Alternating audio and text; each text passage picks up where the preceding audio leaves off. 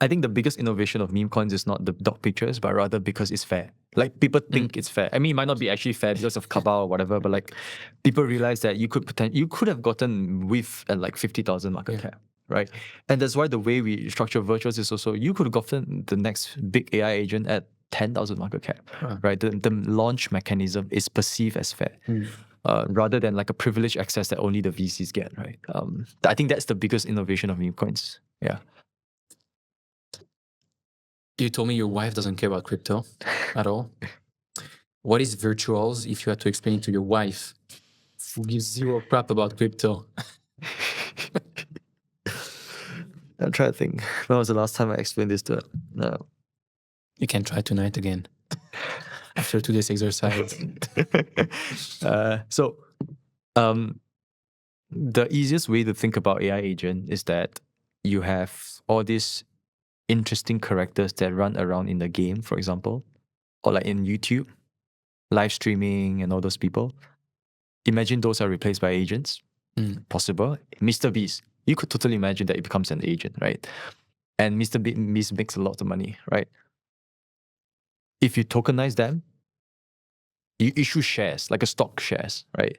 Like a Beast ticker share that is on NASDAQ, for example. Now you can invest in Mr. Beast, and all the money that Mr. Beast make go back to the shareholder. So we are like tokenization through tokens, like issuing a stock for productive assets, like Mr. Beast or doctors or lawyers.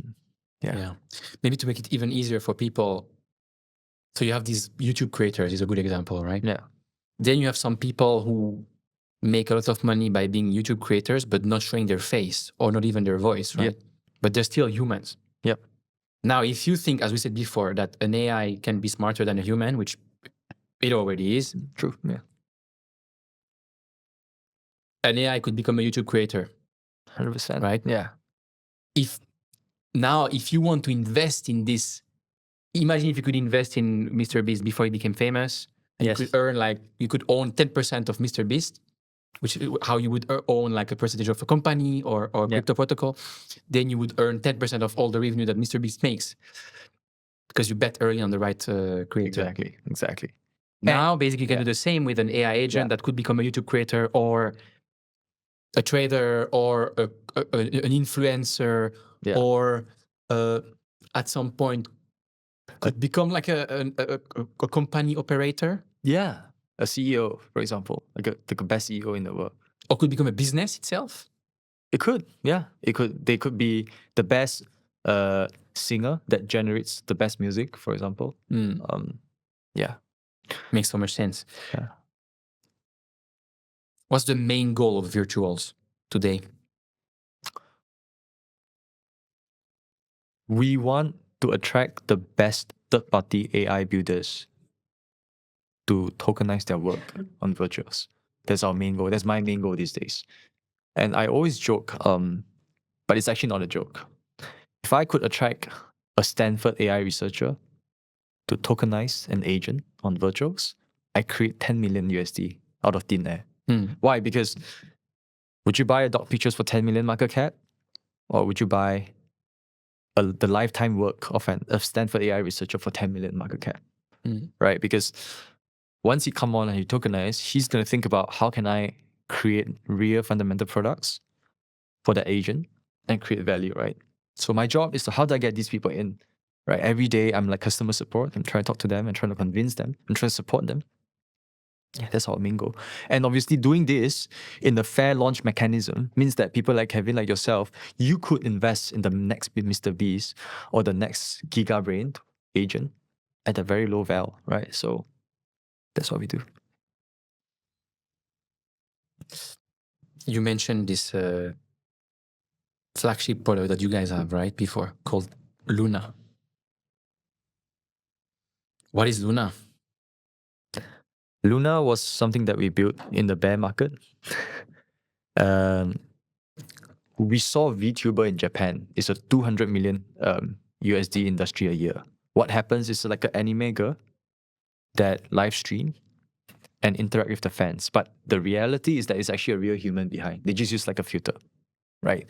And we thought to ourselves, man, imagine you just use AI to do this. You can stream 24/7, which a human cannot, and you can interact with humans one-on-one at the same time. Because a human, you can't text like your fans, on a one-on-one basis, right?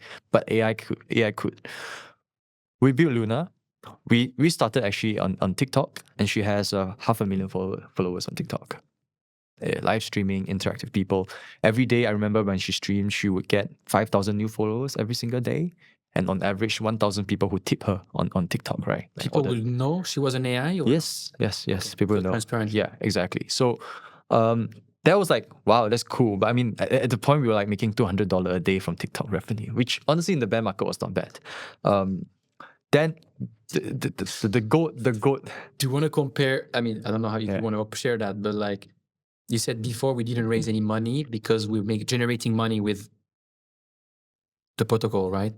If you compare this $200 that you're making per day on TikTok versus what you're making now per day through the protocol, right? Yeah.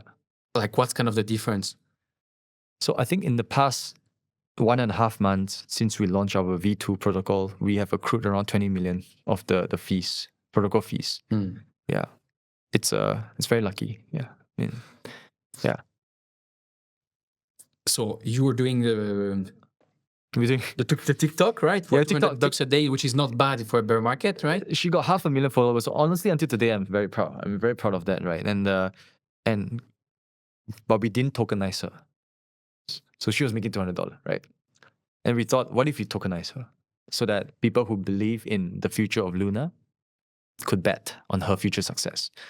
So we tokenized Luna, and at the point, Goat, which was Truth Terminal we talked about, at one point, Goat Truth Terminal on Twitter had like a grammar mistake on his tweet.